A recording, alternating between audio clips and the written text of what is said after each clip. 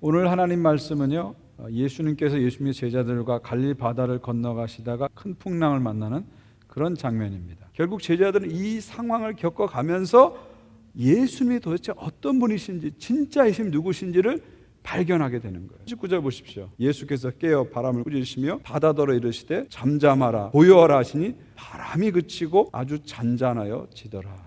예수께서 주무시고 계시는데 주님을 깨웁니다. 그러자 주님이 일어나서 바람을 꾸짖어요. 그리고 바다에게 명령합니다.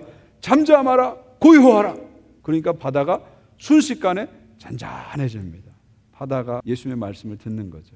특별히 여기서 꾸짖다라는 단어에 여러분 주목할 필요가 있어요. 바람을 꾸짖었다, 바다를 꾸짖었다, 이 표현에 주목할 필요가 있어요. 여러분 보통 꾸짖다라는 표현은요 인격체에게 많이 쓰죠. 근데 여기서는 분명히 바람을 꾸짖었다, 바다를 꾸짖었다 이런 표현을 쓰는 거예요. 이게 아주 독특한 표현이고 아주 중요한 표현입니다. 복음서를 보면 예수님은 세 가지 대상을 꾸짖는 걸 볼 수 있습니다.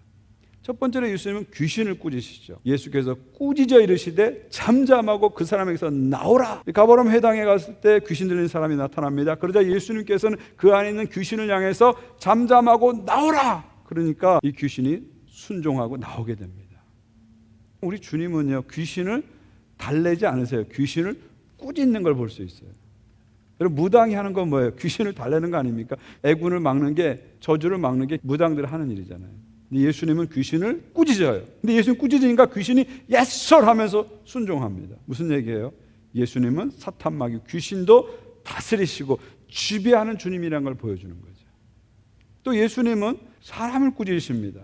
베드로를 꾸짖어 이르시되 사탄아 내 뒤로 물러가라. 내가 하나님의 일을 생각지 아니하고 도리어 사람의 일을 생각하는 것. 베드로가 십자가 부활이라는 하나님의 구원의 섭리를 생각하지 않고 자기 생각에 빠져 있을 때 예수님 베드로를 꾸짖는 거예요.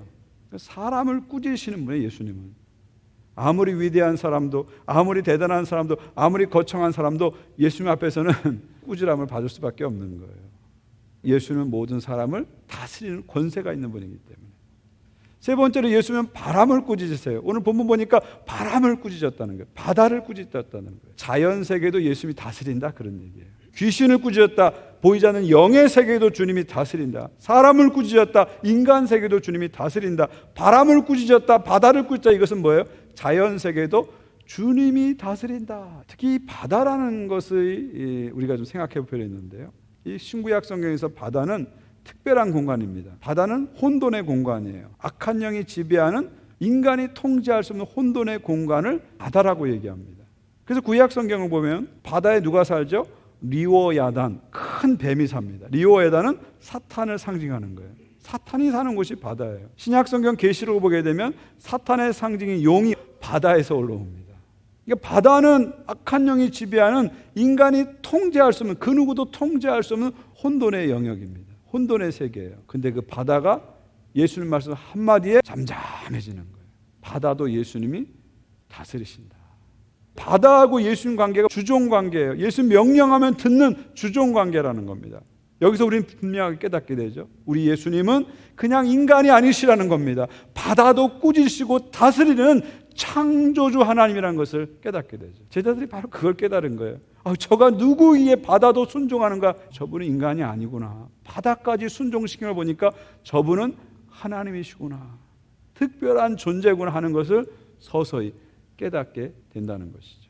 결국 풍랑을 통해서 제자들은 예수님이 누구신지를 분명하게 알게 되는 거예요. 마지막 40절, 41절 보십시오. 이에 제자들이 이르시되 어찌하여 이렇게 무서워하느냐? 너희가 어찌 믿음이 없느냐 하시니 그들이 심히 두려워하여 서로 말하되 그가 누구이기에 바람과 바다도 순종하는가 하였더라. 결국 이 모든 사건을 통해서 예수님께서는 제자들이 믿음을 배우기를 원하신 거죠. 너희가 어찌 믿음이 없느냐? 이 말은 뭐예요? 믿음을 제대로 가지라 그런 얘기 아니겠습니까? 제자들은 믿음이 없는 사람들이 아니잖아요. 믿음이 있으니까 처자식 버리고 예수님 쫓은 거죠. 근데 그들의 믿음이 여전히 형식적이고 피상적인 그런 믿음이었다는 거예요. 풍랑을 통해서 그런 형식적이고 피상적인 믿음이 드러나게 된 거예요. 우리도 마찬가지입니다. 우리가 겉으로 봤을 때 믿음이 다 있는 것처럼 보여요. 평소 때는 우리가 위장을 하고 포장하고 화장하고 살기 때문에 믿음이 있는 것처럼 보여요. 그런데 풍랑이 치면서 그 화장이 지워지게 되는 거고요. 위장과 포장이 벗겨지게 되는 거예요. 그러면서 우리의 영혼에 민낯이 드러나는 거예요. 때로는 우리가 우리의 신앙의 연수를 가지고 우리를 포장할 수 있어요. 우리의 교회 직분을 갖고 우리를 위장할 수 있어요. 때로는 우리의 신앙적 지식, 성경적 지식을 가지고 우리의 신앙을 화장시킬 수 있어요. 그런데 풍랑이 왔을 때 그게 다 소용없다는 거예요. 다 벗겨진다는 거예요. 그러니까 풍랑이라는 건 어떻게 보면 우리에게 믿음의 연단이 된다는 거죠. 믿음의 테스트가 된다는 거예요. 믿음의 훈련이라는 것을 우리는 분명히 알아야 돼요. 그래서 성경은 뭐라고 말해요? 환난은 인내를 낳고, 인내는 연단을 낳고, 연단은 소망을 낳는다 그러잖아요. 풍랑을 통해서 그 허망한 것을 놓게 되고 이제 진짜를 붙잡는다는 거예요. 영원한 것을 붙잡는 거예요. 주님을 붙잡는다 그런 말이죠. 이것이 풍랑을 통해서 주시는 은혜고요. 풍랑을 통해서 주님께서 원하시는 믿음의 방향이다. 사랑하는 성도 여러분, 이 갈릴리 바다의 풍랑은 우리 인생의 풍랑이다. 그리고 우리의 삶은 풍랑의 연속이다. 더 구체적으로 말씀드리면 저와 여러분이 살아가는 인생은 고해다. 고해다. 고통의 바다다. 이것은 그 누구에게도 예외가 아니다. 심지어 신앙인에게도 예외가 아니다.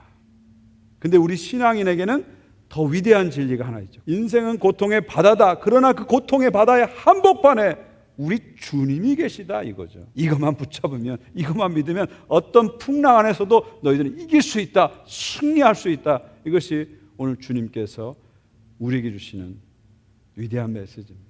세상 사람들은요, 풍랑이 오면 좌절하잖아요. 그래서 어떤 사람들은 이 생망, 이번 생에는 망했어. 또 폭망, 폭삭 망했어. 이런 말도 쓰더라고요. 여러분, 믿지 않는 사람들은 그런 말 쓸 수 있어요. 그러나 믿음의 사람들은 이생승, 이번 생에는 승리할 거야. 영생승, 영원한 생에도 승리할 거야. 항상 승, 우리 항상 이길 거야. 이것이 주님께서 우리에게 주시는 위대한 말씀이에요.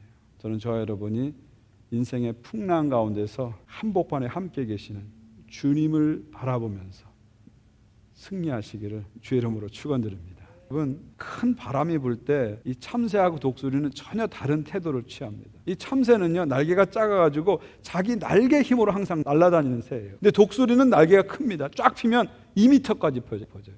그러니까 독수리는 자기 날개 힘만 나를 수 있는 존재가 아니에요. 독수리는 날개 힘보다는 바람의 힘을 타고 날아다니는 새입니다. 그래서 큰 바람이 딱 오면, 큰 풍랑이 딱 오면 참새는 날개를 탁 접어요. 그리고 도망갑니다. 그리고 숨습니다. 근데 반대로 독수리는요, 큰 바람이면 오히려 날개를 쫙 펴고 그 바람의 힘을 이용해서 더 높이, 더 빨리, 더 멀리 날아오릅니다.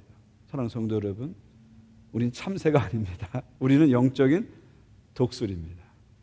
오히려 풍랑 앞에서 더 날개를 활짝 펴고 주님을 앙망하면서 높이 날아오는 독수리입니다. 우리가 그런 마음으로 날아올 때 이 풍랑은 우리를 더 높이, 더 빨리, 더 멀리 날아오게 하는 위대한 기회가 될 줄 믿습니다.